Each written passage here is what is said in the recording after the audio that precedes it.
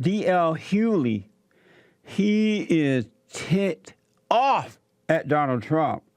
He bashes, so here's what happened. Steve Harvey, Martin Luther King Jr., and other blacks went to the tower there in New York, Trump Towers, and visited with Trump. And they came out and they stood with him and did a little conversation with the media. And seeing that happening is impacting other black people. They're going like, wow, that's pretty good. Maybe Trump is not so bad at all. Maybe I can start a business. Maybe I can be free. White people are not hating me and holding me back after all. Well, D.L. Hughley bashes black supporting Trump and is not liking it at all. Hater gonna hate, and a player gonna play. Here's D.L. Hughley. It amazes me that to convince black people that Donald Trump cares about them, he takes pictures with celebrities. It's amazing to me. If Donald Trump cared about black people, he wouldn't have denigrated the president with those claims of birtherism. He wouldn't have stoked fears and racist fears of saying this man is less than or is not one of us to become president. He wouldn't have, in the debates, talked about bringing back Stop-and-frisk. Jeff Sessions would most certainly would not be his pick to head the Justice Department. Donald Trump takes pictures with black people. You know why you have a comedian, a rapper, and a football player out to talk about the concerns of the community? Because that's the positions you're used to seeing us in. You'd rather have black people be football players, comedians, and rappers than the president. You'd rather see us run the ball than run the country.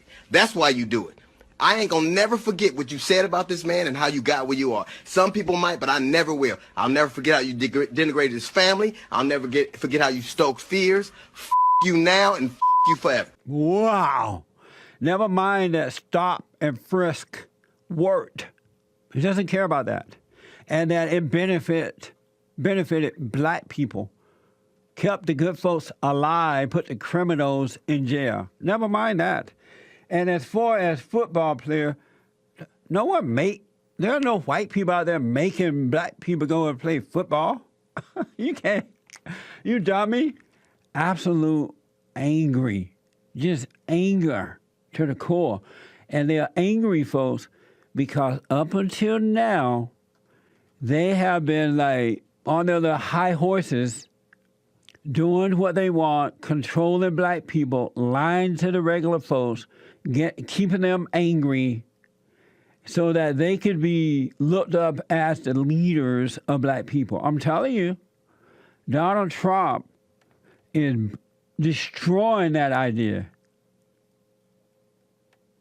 Donald Trump is telling the regular blacks and whites and Hispanics and everybody, you can do it too. I'm going to make it possible.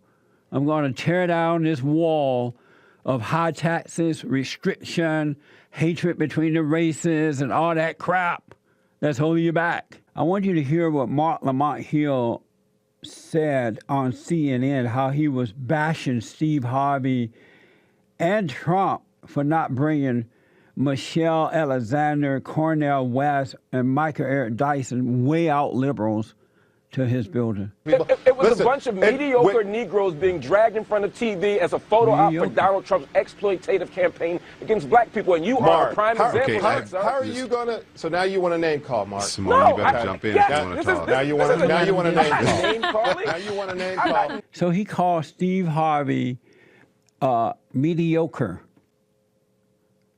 And Steve Harvey is not capable of having a conversation with Donald Trump about what he would like to see happen in the black communities around the country.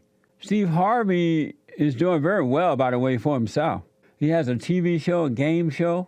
He has his own national radio show. He's written books. He speaks around the country.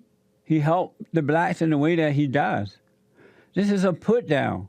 In essence, he's saying that Steve Harvey is too dumb to sit at the table and tell Donald Trump or have a discussion with Donald Trump about what he wants to talk about, what he would like to see in the black community. Isn't that crazy?